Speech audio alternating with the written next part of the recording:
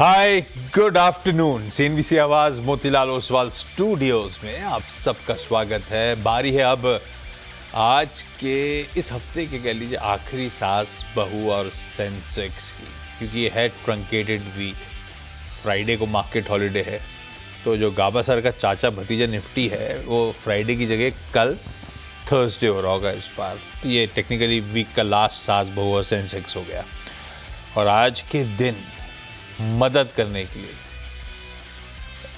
Angel one के ओशो कृष्ण जुड़ते हुए, मैं ऐसे ही कहना था, वो जन्माष्टमी भी आ रही है और ओशो कृष्ण भी जुड़ रहे हैं। लेकिन Osho thank you Osho, sorry, वो इसी हफ्ते किसी दिन न्यू ईयर कंपनी में ओशो को टीज करा था और जज्बातों में बह गया था मैनेजमेंट के साथ। मुझे याद नहीं आ रहा कौन सा मैनेजमेंट था, तो ओशो का समय मैं खा गया था। Osho, thank you so much जुड़ने के लिए। आता हूँ, पहले थोड़ा निफ्टी की मैपिंग कर लेंगे, उसके बाद क्वेरीज सॉल्व करेंगे। उससे पहले जरा सास बहू और सेंसेक्स की जो बैकएंड टीम है उस तक रीच आउट करने के विकल्प आपकी स्क्रीन पे। ये व्हाट्सएप नंबर है 7045220000 और साथ साथ ईमेल आईडी आपको नजर आएगा सास बहू और सेंसेक्स @nw18.com। रीच आउट करिए भाई आप लोग। ब्रेक में मैं देख रहा था मैक्स हेल्थ केयर के रिजल्ट स्क्रीन्स पे फ्लैश हो रहे थे। सबकी नजरें थी उस पर, क्योंकि अपोलो में बहुत सॉलिड मूव्स आए हैं। हालांकि आज सुबह की ब्रोकरेज रिपोर्ट ने कंफ्यूज कर दिया था। इक्वल वेट और कुछ इंटरनल्स हाईलाइट कर रहे थे, यूटिलाइजेशंस मेरे ख्याल से ड्रॉप होने की बात थी। पर अपने आप पे नंबर्स स्ट्रांग थे, अपने आप में तीनों सेगमेंट्स में डबल डिजिट ग्रोथ थी। तो अपोलो का स्टॉक तो आज हीरो है। मैक्स के नंबर्स वीजा वी अपोलो ठीक है, ऐसा नहीं कि आय में 27% का जंप है, एबीटा उसके सामने 23% बढ़ा, तो यानी कि मार्जिन्स कुछ कॉन्ट्रैक्ट होते हुए नजर आए। पर ठीक है, इसीलिए थोड़ा सा मैक्स ठंडा पड़ गया। ये देखिए कहाँ अच्छी खासी मजबूती। अपोलो का रब ऑफ चल रहा था अब तक मैक्स में, और अब वो मैक्स ने सारे गेन्स जो हैं वो मामला ठंडा पड़ गया है। मार्जिन्स 25.8 से घट के 24.9, 80 और एक 90 बेसिस पॉइंट्स का मार्जिन्स में डिक्लाइन आ गया है। इसीलिए मैक्स ने वो अपनी तेजी गंवा दी है। पर अपोलो के नंबर्स अच्छे थे, तो अपोलो एक बार दिखाइएगा हॉस्पिटल बढ़िया मूव के साथ। अभी भी वो निफ्टी का टॉप गेनर इंटैक्ट है, उसकी तेजी 6% की मजबूती। अच्छा खासा सीधा सौदा में आज ग्रीन रखा था, फालतू ब्रोकरेज रिपोर्ट देख ली मैंने उसको बदल दिया था। लेकिन अपोलो के नंबर से कोई कंप्लेंट नहीं थी भाई साहब, बहुत बढ़िया नंबर्स। खैर, मार्केट्स अच्छे हैं, बुरे नहीं हैं। अच्छा, आजकल हरा दिखता है तो अच्छा ही लगता है। आधे % की मजबूती के साथ भारतीय बाजार इस समय कामकाज करते हुए बार बार उस थ्रेशोल्ड को चैलेंज करने जा रहे हैं। ये अच्छी बात, हालांकि उस थ्रेशोल्ड पे फंस रहा है। थ्रेशोल्ड क्या है? आज सुबह अपन मेंशन कर रहे थे कि 24,600 और 24,700, इन दो जोन्स पे कॉल राइटर्स बहुत एक्टिव हुए थे। खूब एग्रेसिव राइटिंग कल के ट्रेडिंग सेशन में हुई थी। तो अपने लिए जो नियर टर्म अड़चन थी वो 24,600 थी टेक्निकली उस लिहाज से। वही जोन्स हैं जहां पे आके वो जो ऊपर लकीर खींच देंगे तो उसी जोन 24,600 के आसपास मामला अटक रहा है। पर ऐसा नहीं है कि हमने गिव अप कर दिए वो गेंस। मुझे वो अच्छा लग रहा है, फिर से वो चैलेंज करने हम 24,600 के जोन को जा रहे हैं। ठीक है, वॉच करिएगा। 24,600 ही नहीं, दरअसल 24,600 से लेकर 24,800 का जो ब्रैकेट है ना, ये सप्लाई का ओवरहैंग बनाएगा। देखते हैं कैसे बिहेव करते हैं इस बीच हम लोग। अब इन टेरिटरी को जब वापस रिक्लेम करने जा रहे हैं तो दिक्कत यह है कि निफ्टी बैंक सपोर्टिव नहीं है। निफ्टी बैंक कल भी मेरे ख्याल से एक पेन ज्यादा था, अंडर परफॉर्मेंस ज्यादा स्टॉक था, 3/4 से 1% दबाव के साथ निफ्टी बैंक ट्रेड कर रहा था। आज भी सपोर्टिव नहीं है। कहने के लिए इन ग्रीन है, जब निफ्टी आधा % ऊपर है, निफ्टी बैंक पस्त पड़ा हुआ उसके सामने। ब्रेथ एडवांसेस के फेवर में है, पर वो जो शुरुआती जब अपन शो कर रहे थे तो अर्ली मॉर्निंग ब्रेथ बहुत बढ़िया थी, वो ब्रेथ नैरो डाउन हो रही है। ये एक दिक्कत की बात, ये असली बैरोमीटर है मूड का, वो नैरो डाउन हो रहा है। अब वो लकीरें ज्यादा दूर रह नहीं गई हैं। टेक्निकली आंकड़ों में कहूं तो 3:4 का रेशियो रह गया है। 3 गिर रहे हैं तो 4 बढ़ रहे हैं इस समय, तो लकीरें पास आना एक दिक्कत वाली बात। पर ओशो कैसे रीड कर रहे हैं? ओशो वायदा को भी बढ़िया अच्छे से पढ़ते हैं और फिर उसके बाद टेक्निकल्स का पर्सपेक्टिव भी रख देते हैं। ओशो ये 24,600 के थ्रेशोल्ड को चैलेंज तो कर रहे हैं, मामला अब तक उस थ्रेशोल्ड को ब्रीच करने का बन नहीं पाया, दीवार टूट नहीं रही है। ऐसे में आपका अप्रोच, पहले तो स्क्रीन देख के कैसा लग रहा है आज की? कल एक्सपायरी से पहले जो पेनल्टीमेट सेशन है, शेप अप कैसा हो रहा है, और आप लोग का इन हाउस एंजल वन पे निफ्टी पे व्यू क्या बैठ रहा है? Very good afternoon Ashish ji.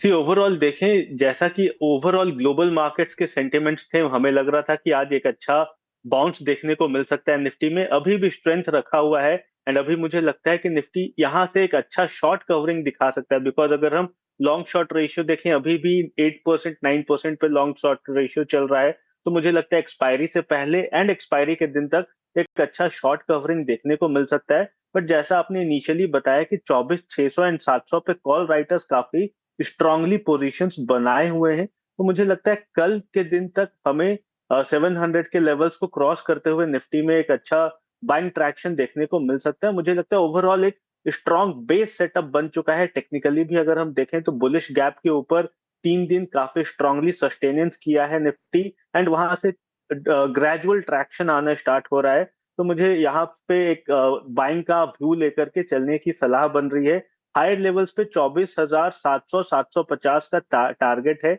उसको क्रॉस करता है या उसके ऊपर सस्टेनेबल बाइंग देखने को मिलती है, तब पोजिशनल व्यू बुलिश हो जाएगा। एल्स अभी के लिए मुझे लगता है 24,500 का एक स्ट्रॉन्ग सपोर्ट है। लोअर लेवल्स पे बाई करें एंड हायर लेवल्स पे 24,750 के आसपास अपने प्रॉफिट को एक बार के लिए बुक कर ले निफ्टी पर। जैसे जैसे हम बातचीत कर रहे थे, निफ्टी वैसे दिन के हाईस पे तो गया, फ्रेश हाई बनाए दिन के। ओशो लेकिन कॉन्फिडेंट है, बढ़िया बेस बन चुका है।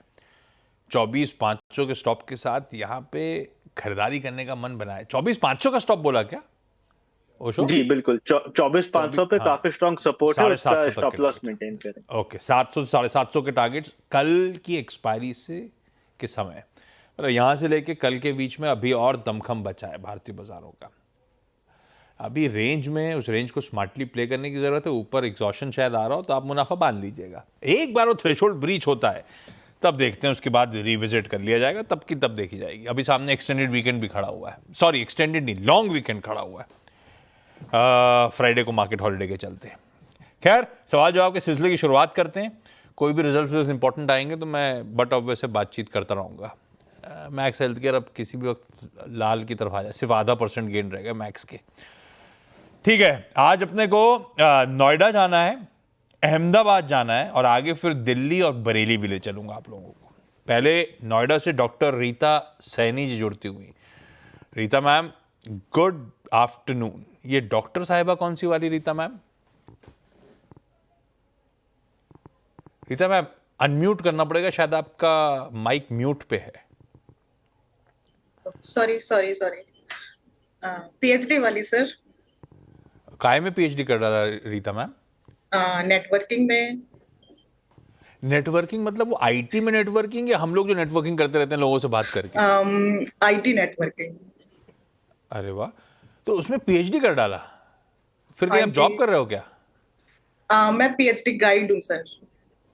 मतलब आप दूसरों को पीएचडी कराते हो? हाँ जी हाँ जी हाँ जी हाँ जी। इस उम्र में बिना कुछ खास नॉलेज के मैं कैसे डॉक्टरी करूं? हाँ सर, जिसमें आपने मास्टर की है आप उसमें पीएचडी कर सकते हैं, एनी अरे वो टॉपिक आप गाइड बनते और आप मेरे लिए कुछ लिख के दे देते, मैं सबमिट कर देता, पर वो नेटवर्किंग तो मेरे बस की है नहीं। नहीं सर, खैर, आप किसी में भी कर सकते हैं जो आपका नहीं फेवरेट तो टॉपिक फील्ड है। फाइनेंस की है, और इसमें ज्यादा आगे जाना तो बड़ा पैची सा हो जाएगा। खैर, डॉक्टर साहिबा, हाँ जी। आप जब स्टॉक्स, कितने टाइम से स्टॉक मार्केट में हो, स्टॉक चुनते हो तो कैसे खुद ही डिसाइड करते हो क्या आप? हाँ सर, मैं और मेरे हस्बैंड दोनों ही करते हैं वो शेयर भी पीएचडी है मार्केट। क्या? नहीं नहीं, वो बीटेक है। अच्छा। तो हम हाँ। दोनों ही करते हैं ये सब शेयर मार्केट का, तो दोनों डिस्कस कर लेते हैं और फिर ओके, फंडामेंटल्स और टेक्निकल्स ये सब देख कर ले लेते हैं। अच्छा ठीक है। डॉक्टर साहिबा, पहला सवाल कौन सा? सर, पहला सवाल मेरा एनएसडीएल के लिए है, हाँ। जिसकी मुझे आईपीओ तो नहीं मिला था, बट मैंने नेक्स्ट डे उसके शेयर ले लिए थे। 200 क्वांटिटी है और मेरा बाइंग प्राइस है 936। तो अभी सर ये 1400 गया, बट आज देखिए फिर से डाउन है ऑलमोस्ट 5%। तो इतने फिर से डाउन मतलब 3-4 दिन में आपको 300 रुपए कमा के दिए हैं स्टॉक ने। बट सर 14 भी गया था ना, हाँ नहीं तो फिर 1400 पर नहीं, असल में एक्सपेक्टेशन से कहीं तगड़ा मोमेंटम आ गया एनएसडी ने। आप तो स्मार्ट हो, हाँ। लिस्टिंग के दिन अच्छा हुआ आपने लिया, सही करा बिल्कुल, क्योंकि वो लिस्टिंग म्यूटेड हुई थी, ये तो शक नहीं था। पर अब चलते चलते ये हो गया है कि सीडीएल से लॉजिकली डिस्काउंट पे ट्रेड होना चाहिए था, क्योंकि उसके मार्जिन बहुत सुपीरियर है इससे। ये मार्जिन्स, ये इसकी वैल्यूएशन दरअसल सीडीएसएल के ऊपर चली गई है। तो अब वो रूम फॉर एरर नहीं है। नंबर्स तो खराब नहीं थे क्यू ऑन क्यू, पर अब रूम फॉर एरर है नहीं, इसलिए पस पड़ रहा है। अब ओशो से कैसे पूछूं? ओशो तो टेक्निकल्स देखते हैं और चार्ट तो अभी फॉर्म ही ढंग से नहीं हुई होगी, 3-4 दिन की कहानी है। नहीं सर, मेरा बस क्वेश्चन यही है, क्योंकि मैंने लॉन्ग टर्म्स के लिए लिया है, तो मैं इसको मतलब निकल जाऊं या फिर रखूं? लॉन्ग टर्म के लिए लिया तो लॉन्ग टर्म के लिए रख लो। ओशो, एंजल वन क्या कहता है? सी ओवरऑल एनएसडीएल में हमारा भी व्यू लॉन्ग टर्म के लिए बुलिश था, बट जिस हिसाब से रैली आई है अभी भी 55-60% ऊपर ट्रेड कर रहा है अपने लिस्टिंग प्राइस से। तो अभी के लिए एक बार के लिए अपने प्रॉफिट्स तो बिल्कुल बुक कर लेना चाहिए, बिकॉज रिजल्ट के बाद कंपनी में थोड़ा सा करेक्शन या प्रॉफिट बुकिंग देखने को मिल रहा है काफी हायर लेवल्स पे। जैसा आशीष जी भी बोल रहे थे कि हायर वैल्यूएशंस भी हैं कंपनी के, एंड हायर लेवल्स पे काफी ज्यादा एस्केलेट हो चुका है काउंटर। तो एक बार के लिए अपने पार्शियल प्रॉफिट तो बिल्कुल ही बुक कर लें, एंड जो रिमेनिंग क्वांटिटी रहेंगे उसमें आप स्टॉप लॉस मेंटेन करके चले 1180 का। उसके नीचे जाता है तो एक बार और करेक्शन मिल सकता है, एंड आपको लोअर लेवल्स पे ये काउंटर लॉन्ग टर्म के लिए के हिसाब से भी मिल सकते हैं। तो एक बार के लिए अपने प्रॉफिट्स को बुक कर लें एंड लोअर लेवल्स पे वापस से एक्यूमुलेट करें। बिल्कुल सटीक है। मैं एक्चुअली बोल नहीं सकता था, मैं ले वहीं जा रहा था जो ओशो ने कहा है। इतने कम समय में इतने बढ़िया रिटर्न्स हैं, पार्शियल प्रॉफिट बुकिंग तो बनती है मैम, क्योंकि अब अच्छा होगा लॉन्ग टर्म के लिहाज से, लेकिन अब वैल्यूएशंस को जस्टिफाई करने के लिए इसको कुछ क्वार्टर्स के अच्छे परफॉर्मेंसेस डिलीवर करने पड़ेंगे। तो टाइम वाइज अगर गिरा नहीं तो टाइम वाइज कंसोलिडेशन तो लॉजिकली जाना चाहिए। इन लेवल्स पे मुनाफा बांध लेना चाहिए, पार्शियल प्रॉफिट बुकिंग करें, बचे हुए स्टॉक्स पे 1180 का है शायद ओशो ने, वो स्टॉप लॉसेस लगा के आप चाहें तो होल्ड कर सकते हैं। अहमदाबाद से कनक राजपूत जी जुड़ती हुई। कनक मैम हाय, गुड आफ्टरनून कनक मैम, क्या करते हो अहमदाबाद में आप, और कब से स्टॉक मार्केट में हो आप? ऑलमोस्ट, पहले तो गुड आफ्टरनून सर, ऑलमोस्ट 20 साल हो गए। 20 साल हो गए? मतलब जी। जब सीएनबीसी आवाज शुरू हुआ था तभी से आप स्टॉक मार्केट में घुस गए, ऐसा था क्या? जी सर, एक्चुअली मेरे पति स्टॉक मार्केट में जुड़े हुए हैं, उन्हीं की वजह से आज मैं हूँ। जुड़े हुए हैं मतलब वो ब्रोकर हैं कि मतलब खुद ट्रेडिंग सॉफ्टवेयर इन्वेस्टमेंट करते हैं? इन्वेस्टमेंट। अच्छा, तो अब आप खुद ही अपना चुनते हो कि हस्बैंड के साथ हस्बैंड डिसाइड करते हैं? नहीं, उनके साथ बातचीत करके हम दोनों डिसाइड करते हैं। हाँ, चलती आज किसकी है बातचीत में, आपकी चलती कि उनकी चलती है? नहीं, दोनों की चलती है, पर आजकल मेरी ज्यादा चलती है, क्योंकि मेरे हस्बैंड पॉलिटिशियन में है, तो उनको ज्यादा वक्त नहीं मिलता, तो ज्यादातर आजकल आप डिसाइड। वो इवेंचुअली तो आजकल आप ही की ज्यादा चलनी है। हाँ, आजकल वो मुझे बोलते हैं कि मेरे डीमेट में मुझे ही नहीं पता होता कि कब क्या बाय करते हो, क्या सेल करते हो। पर खुश तो है ना वो? बिल्कुल खुश है। तो पहले बस क्या कमा रहे हो होता आप, क्या चाहिए फिर उनको? कनक मैम, पहला सवाल कौन सा? था, पहला सवाल राइट्स पर है सर। हाँ 1200 क्वांटिटी है मेरे पास, हाँ 250 की बाइंग प्राइस है। इसमें 600 क्वांटिटी थी और 600 मुझे बोनस में मिले हैं। हाँ। तो तो आपके भाव पे खड़ा हुआ, ये लंबी अवधि के लिए लिया है ना कनक मैम? हाँ, लंबी अवधि के लिए लिया है। वो 2024 में 800 तक गया था, 800 तक। हाँ। फिर वो बोनस का ये सब हुआ, उसमें वो नीचे आ गया है। तो अब इसमें बने रहना चाहिए या निकल जाना चाहिए? अपनी बाइंग पे ही खड़ा हुआ है, तो ऐसा समझे ओशो, इन लेवल्स पे राइट्स लगता कैसा है आपको? जी मुझे लगता है ओवरऑल ट्रेंड ठीक ठाक है। अभी करेंटली शॉर्ट टर्म पर्सपेक्टिव में थोड़ा सा प्रॉफिट बुकिंग और देखने को मिल सकता है। लोअर लेवल्स पे 235-30 का जोन है जहां पे काफी स्ट्रॉन्ग सपोर्ट है काउंटर के लिए, but technical parameters already oversold terrain पे, तो यहाँ से एक अच्छा या लिमिटेशन बोल सकते हैं कि लोअर एंड पे लिमिटेड मूव देखने को मिलेगा। 235 के आसपास अगर आए तो वहां से एक अच्छा बेस फॉर्मेशन हो चुका है एंड वापस से बाइंग ट्रैक्शन देखने को मिल जाएगी। तो बेटर है कि आप पोजीशंस को होल्ड करें मीडियम से लॉन्ग टर्म पर्सपेक्टिव के हिसाब से, 270 का इसका एक बहुत क्रिटिकल रेजिस्टेंस है। 270 क्रॉस करता है, उसके बाद हमें एक बुलिश ट्रैक्शन इस काउंटर में बनते हुए दिखाई दे सकता है। तो अभी के लिए थोड़ा सा वेट एंड वॉच का सिनेरियो है, बट मुझे लगता है कि लंबे अवधि के लिए बिल्कुल पोजीशंस को होल्ड करें। 270 के ऊपर काउंटर में वापस बाइंग ट्रैक्शन बन जाएगी। इमीडिएटली 320 के टारगेट्स रहेंगे, उसके ऊपर निकलता है तो वापस से रिव्यू करना हो।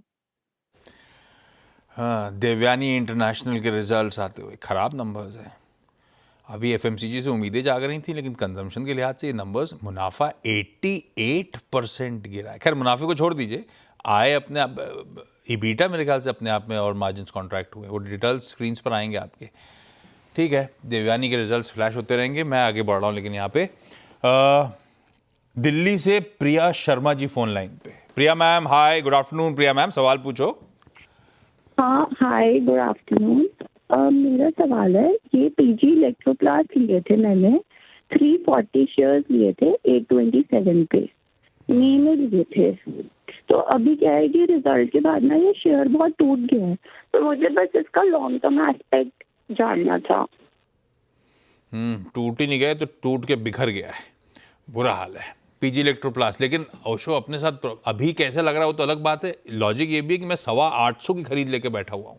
अब क्या करना चाहिए मुझे पीजी इलेक्ट्रोप्लास्ट जैसे स्टॉक में? और सी काउंटर में काफी स्ट्रॉन्ग करेक्शन आ चुका है। अगर हम ईयर ऑन ईयर देखें तो नियरली 50% करेक्ट हुआ है, बट लास्ट ईयर काफी स्ट्रॉन्ग मूवमेंट भी था, नियरली 300 350% का अपसर्ज था। तो अभी 61% रिट्रेस हो चुका है काउंटर। करंट लेवल्स पे यहाँ पे सेल करने की सलाह नहीं बनेगी, बिकॉज ऑलरेडी काफी ज्यादा करेक्शन हमें शॉर्ट टर्म में देखने को मिला है। एंड मुझे लगता है कि थोड़ा सा लोअर एंड पे एक सस्टेनेंस या थोड़ा कंसोलिडेशन देखने को मिल सकता है। अप्रोक्सीमेटली 450 के आसपास मुझे लगता है कि एक सस्टेनेंस काउंटर में देखने को मिल सकता है। तो करंट लेवल्स पे नो डाउट आई रिकमेंड नहीं करूंगा बेचने के लिए, ऑल्दो वापस से बाइंग प्राइस तक पहुंचने में काफी ज्यादा समय लग सकता है। तो अगर आप स्विच करना चाहें तो आप बेटर है कि स्विच कर लें काउंटर में। एल्स अगर लंबे अवधि के लिए होल्ड कर सकते हैं तो काउंटर को होल्ड करके रखें। लंबे अवधि में वापस से आपके बाइंग के प्राइसेस देखने को मिल सकते हैं। बरेली से फोन लाइन पे लता जी जुड़ती हुई, नागरिक लता जी। लता जी, हाय, गुड आफ्टरनून मैम, सवाल पूछिए। नमस्कार सर, मेरे पास इन्फोसिस के 98 शेयर हैं 1528 के रेट पे। अब क्या करूं, कुछ फायदा तो मिल नहीं रहा है। और 1 जनवरी को लिए हैं, 1 जनवरी के बाद में इसमें ऐड करती रही हूँ। ऐड करते चले गए, 6 महीने हो गए लिए हुए ओशो, 100 रुपए का नुकसान ही हो रहा है। क्या फायदा हुआ लेने का मुझे? अभी क्या करूं इन्फोसिस में? सी इन्फोसिस में अपने पोजीशंस को होल्ड करने की ही सलाह है। ऑल्दो अगर हम ओवरऑल आईटी सेक्टर में देखें तो काफी ज्यादा सेल ऑफ देखने को मिल चुका है, बट करेंटली इस लेवल पे एक काफी ज्यादा ओवरसोल्ड पैरामीटर्स बन रहे हैं सब आईटी फर्म्स में। तो मुझे लगता है अभी यहाँ से शॉर्ट से मीडियम टर्म पर्सपेक्टिव के लिए एक रिसर्जेंस एक्सपेक्टेड रहेगा। तो इन्फोसिस को होल्ड करके रखें। हायर लेवल्स पे 1600 1650 तक के जोन देखने को मिल सकते हैं, एंड लोअर लेवल्स पे मल्टी मंथ सपोर्ट के आसपास है। तो यहाँ से और डाउनसाइड लिमिटेड रहेगा। हार्डली 1380 1370 के आसपास बहुत स्ट्रॉन्ग सपोर्ट है, तो वहां तक जा सकता है। बट यहाँ से हायर लेवल्स पे 1650 तक के जोन है, तो करंट लेवल्स पे होल्ड रखें। मीडियम टर्म के पर्सपेक्टिव से आपको वापस से एक अच्छा बाइंग मोमेंटम बनते हुए दिखाई दे सकता है। चलिए, अच्छे दिन आएंगे मैम, ज्यादा घबराने का नहीं लता मैम। डॉक्टर साहिबा, अगला सवाल। सर, मेरा नेक्स्ट क्वेश्चन है इंटरनल के लिए। ये मेरे 500 शेयर्स हैं और 97 पर मेरी बाइंग है। तो सेम क्वेश्चन कि मैं अब इसमें बनी रहूं या निकल जाऊं? क्या नेटवर्किंग में लगे हुए थे? स्टॉक मार्केट आपके लिए बना हुआ है बढ़िया, NSDL, उसके बाद इटर्नल। ओशो, क्या करा जाए भाई? इटर्नल पे बने रहने की सलाह है। एक ब्रेकआउट आया है काउंटर में, मुझे लगता है 345 तक के शॉर्ट टर्म में टारगेट्स देखने को मिल सकते हैं।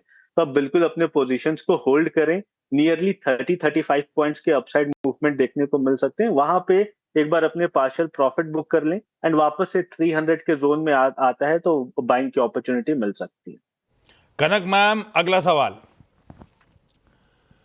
जी सर, मेरा अगला सवाल फर्स्ट क्राई पे है।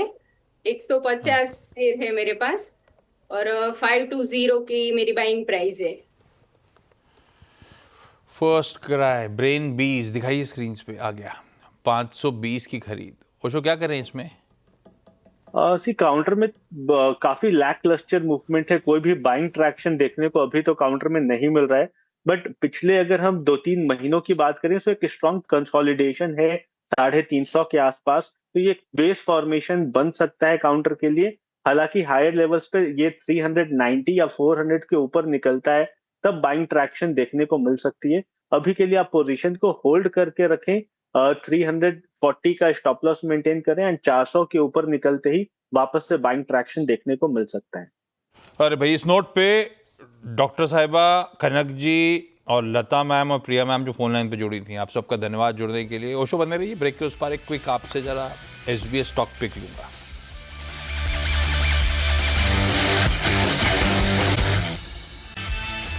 चलिए, ब्रेक के बाद आप सबका स्वागत है। बारी अब आज के एसबीएस स्टॉक पिक की। ओशो, कौन सा प्रेफर्ड पिक? बाइंग के ही रिकमेंडेशन है। पहला, स्टील सेक्टर में मुझे काफी अच्छा ट्रैक्शन देखने को मिल रहा है, सो टाटा स्टील पे बाई की रिकमेंडेशन है। करंट लेवल्स पे 160 के आसपास होवर कर रहा है। 157 का काफी स्ट्रॉन्ग सपोर्ट है जिसका स्टॉप लॉस मेंटेन करना है एंड 166 तक के टारगेट्स हमें शॉर्ट टर्म में देखने को मिल सकते हैं। एंड सेकेंड काउंटर एक ब्रेकआउट काउंटर है पॉलिसी बाजार। पॉलिसी बाजार में अगर हम देखें तो पिछले 3 दिनों में काफी अच्छा ट्रैक्शन देखने को मिला है, अभी भी अपने डे हाई के आसपास ही होवर कर रहा है काउंटर। सो पॉलिसी बाजार में बाई का रिकमेंडेशन है। 1810 का स्टॉप लॉस मेंटेन करना है एंड इसका जो रीसेंट स्विंग हाई था 1950 के आसपास, वहां तक के टारगेट्स हमें वापस से देखने को मिल सकते हैं। बढ़िया है। टाटा स्टील और पॉलिसी बाजार का ट्रेड तो अपन सुबह मुनाफे की पहला सौदा से राइड भी कर रहे हैं। बढ़िया, दोनों पे ओशो का बाय का call. Osho, thank you so much. अगली मुलाकात 1:27 पे नो योर कंपनी में। आज अपने साथ होगा जेके टायर्स का टॉप मैनेजमेंट। जुड़िएगा। नमस्कार।